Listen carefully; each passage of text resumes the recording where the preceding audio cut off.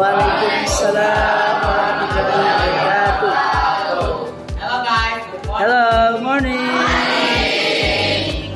Let me introduce ourselves. My name is Raka.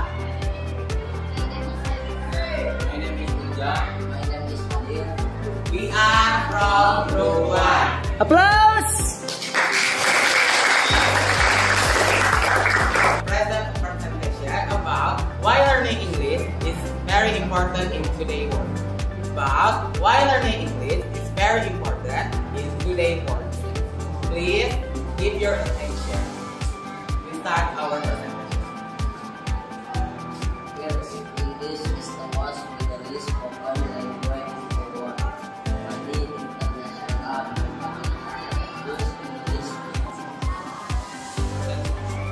Most information on the internet is written in English. Everyone knowledge.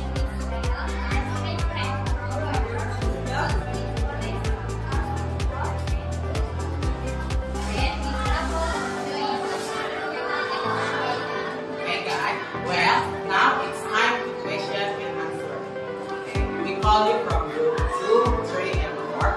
Please give your question and stand up and tell your members.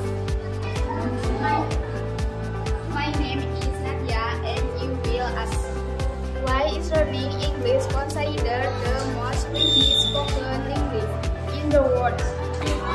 Why English is important in national jobs?